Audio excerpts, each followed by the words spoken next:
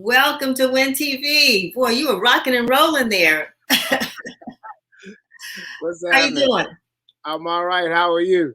Good, good. DJ Dirty Rico. Tell me, first of all, how did you get that name?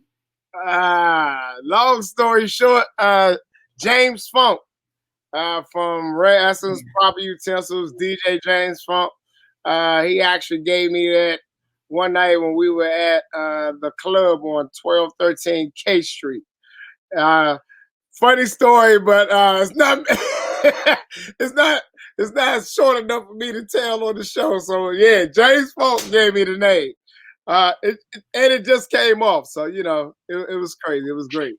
Hey, well, every DJ's got to have a name. You got to have a brand, and it has really stuck with you. And hey, you've been sort of the most influential DJs in DC since 1991, an on-air personality. I mean, folks know the name and they know the music. How did you get into this? I actually started when I was 13, messing around in the house with my mom and my aunts. They had a social club called Club Near.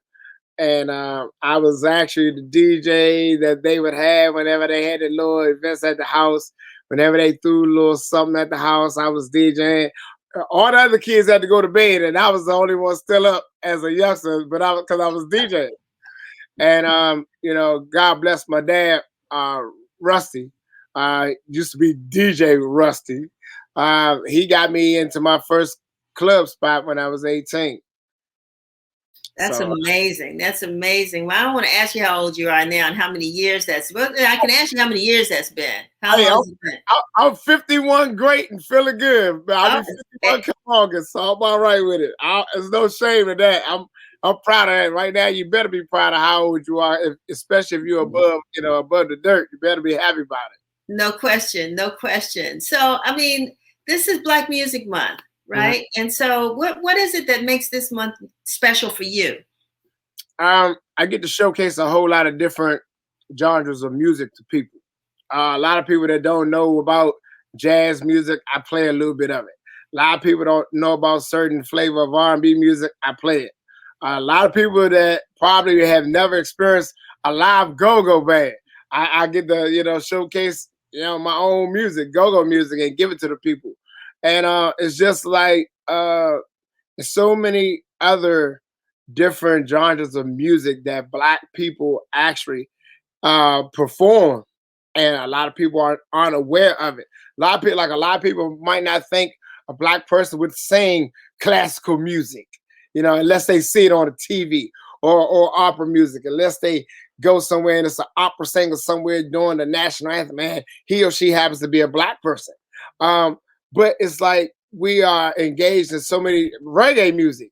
It's ways house music. Oh man, acoustic music. It's so many different breeds of music that Black people are involved in, and it's like I get to go ahead and throw that out there to the masses and reel them in and get them to whatever it is that they haven't had to their ear. So it just helps for me. So I'm getting ready to tell them myself, but I know, I mean, first of all, I don't know how much you've been able to actually DJ publicly, probably not at all during COVID. Let me ask you that. How has COVID affected your business, your opportunities to play at events or to perform? Well, it's been all right. I mean, as far as the business wise, as far as being, in the clubs or on stage, because I also DJ for Raheem Devon, and we haven't been on tour doing anything for the 16 months. But far as doing weddings, maybe any type of birthday parties, small birthday parties where it's probably like where would normally be 150 people was probably like only 50 or 75.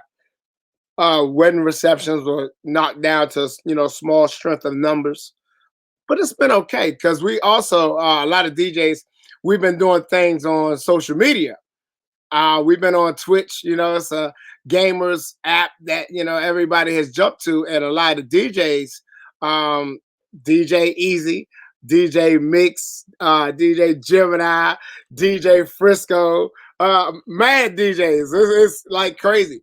all of us have been, actually doing that versus, just sitting around and just practicing by ourselves. Well, we still practice by ourselves in the house, but you know what I'm saying, doing it on Twitch actually gives us an avenue to make us feel like we're actually performing for folks, because we actually are, because everybody's watching and people are engaging with us in the chat. So it's kind of like being on stage without the full-fledged stage presence, but it's still been nice.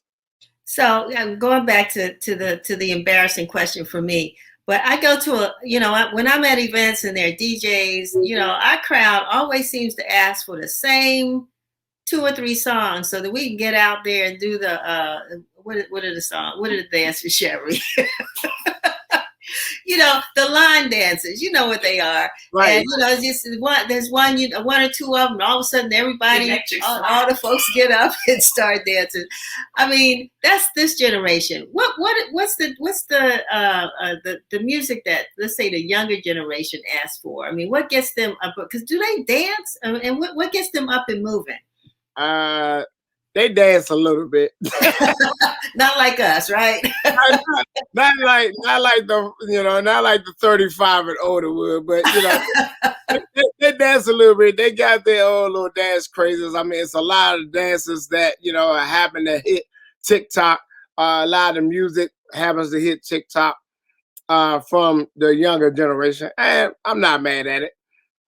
It's kind of like getting my ear adapt to their sound. It's a little different than listening to Maze featuring Frankie Beverly. Listening to Lil Yachty, Lil Baby, or Da Baby, or it's different than listening to Parliament Funkadelic or listening. No question. Or listening to Rare Essence. It's different, but it's I say the whole thing is with the music that is now, is how when it came down to how hip hop music made a transition to crunk, to how hip hop music has now made a transition to the trap music sound, and how reggae music made a transition from reggae to reggaeton to calypso. All that. It's like you got to get down with it, because all music is just like how clothes are. It moves, it changes. So you got to get down with the change. Yeah, but I'm still playing those same old songs from I'm not Earth, Wind and Fire, Stevie. I'm still playing the same old music. I'm not mad at that. I would too. I still do. Trust me. So, is there any music that you don't play, DJ Rico, that Dirty Rico, that you don't? It's like if you get a request, it's like I just don't go there. Is there? Because you said you play all kinds of genres of music. So, what is it that you kind of stay away from, if anything?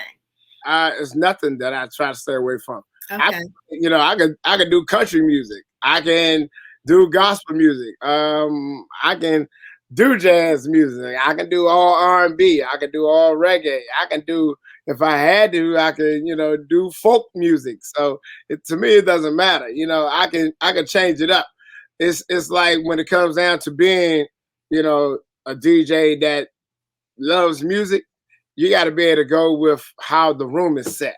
Right. The people coming in set the room. The people coming in set the tone for how you actually play. And if you're not one that takes time out to read the room, it's gonna be a long night. It's gonna be a long night. So, 2 things. One, I mean, you talked about country music, and looking at the briefly at the Country Music Awards. People are saying it's not your mother or your father's Country Music Awards anymore. They're more of us performing and getting involved in the music. It's more diverse. Have you had times when people have asked or requested, country music? Yes. At parties? Yes, I actually have. Have you seen it more? I've seen it on quite a few different occasions. A wedding I did, I want to say in December of 2020. It was a little something that some of the folks did want some country western music, and they had already had it set for me. We talked about the music I want to say probably like a month prior to. And they were saying, yeah, well, we want a little bit of country music. You got this, you got. I'm like, yeah, And even if I didn't have it at that time, I made sure I had it at that time when it was time to get it. So but what was so crazy is what they were asking for country music wise. I had it, so I was Right. already set. So it's like you gotta have so much in your laptop, in your library right now. Don't think just because you got those 600 songs, you're going to wish you had 610 more. Wow. Yeah. Yeah. You know? So, I mean, the DJ business, how's it faring? I mean, and what sets you apart from, there are people that are trying to get into it. People that have long careers. You've had a fantastic career in the business. But how is the business going? Is it something where, it's just a few of you all? Is it growing? Is it, just what's the temperature out there? Well, it's definitely growing. It's hot. The temperature's hot. The temperature's hot. And I say this to anybody who wants to be a DJ. Don't just do it for a hobby.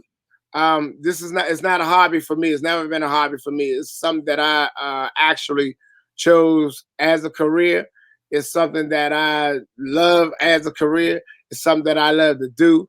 I advise anybody who wants to be a DJ, don't just get into it to get in the way, because if you're just getting into it to get in the way, just getting into it because you think the money is fast and you're getting into it because you think the lady's just going to let you. No, you're in the way. You got to get into it and you got to learn the music. You got to know how to play what, when to play what, and when not to play something. You gotta love this to actually be in it. And it's something that I've been loving doing for the longest time. So many DJs are in it now. The list has gotten longer now than I've ever seen. The other thing too that I wonder, and you can tell me, we've got awards. I talked about country music awards. We've got, the BET awards. We've got all kinds of awards. It's almost like the newspaper business when everybody celebrates the writers, but nobody celebrates the photographers, right? Right. Is there a DJ awards program? Do you all compete with each other? Is there, have you won awards? How does that work? I've won a few. I got trophies out there. So I thought I had some back here. I won I won a few. I've actually been in a few DJ competitions here in Washington, D.C., and I've also been in a few competitions in New York. Been at a competition in Miami, and been in a competition in L.A. And when I was in L.A., I actually came in second. And one in New York, I came in third, and one in Miami, I came in second. So it's like, but the one at home, I think when I was actually in the DJ battle here in DC, I think I kind of went a little bit harder here at home than I did when I was out of town. But it's like, really is for me. I don't for the DJs that show that love and respect for what it really is. I don't like to get into a battle type situation with any of the DJs. It comes down where we got to do a versus from time to time, but it's all love and it's love and fair game.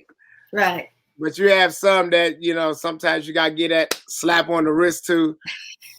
It happens. I mean, it goes there. It's like that. It's like that in any sport. So it's That's like, right. Especially the newbies, right? You got to get them prepared. Yeah, sometimes you got to slap on the wrist. So I've had my fair slap on the wrist from DJ Cool, and from DJ Easy, also from DJ Flex, from my brother. Because if it wasn't for DJ Flex, I would have never been in radio to the extent that I'm in, like right now. Wow. For him and cats like Donnie Simpson, I don't think I've been in radio that long. Well, I want to thank you so much for being with us, for celebrating Black Music Month with us, and for keeping us dancing. I can't wait to get on the dance floor where you DJing. I'm gonna show you some of my moves. Yes, ma'am. I think I still have one or two. Hey, if you can scratch your leg, you all good. Don't matter. That's right. Don't matter. Especially the line dances. I'm good at those. Yes, ma'am. It's a lot of them. So if you know them, you good. You all right. Well, not all. I know two. Okay. Okay. Wait, excuse me. Somebody teach you the transition, so you'll be all right. All right. All right. I'm happy about that. I want to thank Stacey Palmer too for helping us to get you on, and just for I'm sorry, Shevry and Shevry. It's all family here, but Stacey's on the line too, and I want to thank her for all she does to support Win TV. But thank you for being with us, and come back anytime. Whatever you're doing, we want to know more about it, and just keep us happy doing what we like to do, and that is to move and groove. Hey, no doubt. I appreciate y'all. Thank y'all for having me on. All righty. All right. Have a good one.